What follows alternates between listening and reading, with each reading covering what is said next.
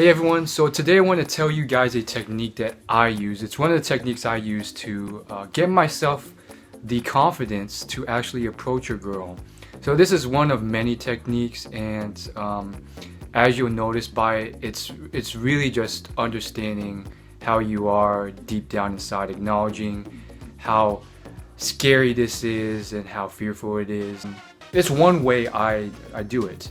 Sometimes people think that the fear will always go away eventually once you do it enough times, but I think there will always be that anxiety there, but eventually, like jumping into an ice cold pool enough times, you can sort of just not really be so fearful of it. If you're out of practice or you're just in a situation like I oftentimes am, where you don't get a lot of time or chances to really practice or remember that it's not such a huge thing, you can just like one day be back in that state where you're just like so scared. And this is one of those areas where it's probably one of the toughest things I've had to work through in my entire life, in a different way than math or physics or any academic subject. So this is one of the things I do. It's pretty much like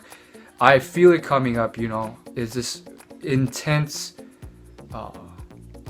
anxiety and just like fear and just like, oh my goodness, right? The whole point is to kind of add some humor and at the same time acknowledge what's going on. So basically I cry or fake cry, however you want to perceive it. Maybe partially real, but I'll like fake cry and then immediately I'll turn around and walk up, and just a lot of confidence. I remember one of the instances I approached back a couple years ago when I first did this. I got rejected. It was very tough on me, but I was so proud I actually did it. And I was like, don't focus on the fact that you got rejected. And it was very tough to not focus on that. I think a lot of guys come from it from the wrong angle, wrong perspective. They come from it from rejections in a very angry or selfish or somewhat resentful perspective, like, how dare that girl, what a disgusting girl. It's just like, don't do that. Like, I think it's a very toxic perspective to come from. I would get sometimes angry myself, but you got to realize this is just a snapshot of yourself, and what type of person really has that sort of toxic reaction? Not someone of value or someone you really want to be at the end of the day.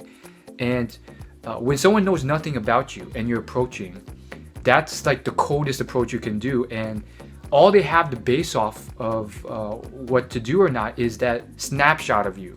So if that's not portrayed well, they're basing everything and the decision on you based off that small snapshot. Now that might not be you. You may be a very good, cool, awesome person. Depending on how you do it, like it doesn't have to be so upfront.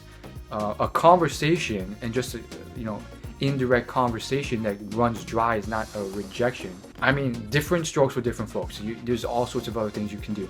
So basically, I'd be like, okay, let's do this. Understand the general vibe and you can sculpt it to your own liking. That's basically my amateur little tip that may help you along your journey. Again, I'm not a master or anything. That's all I gotta say. And then one last reenactment, maybe this time with some dialogue. I can't do this, but I have to. Let's go. And then you turn around and boom. Like it's almost like kind of funny and ironic, because when I turn around, I'm like, boom.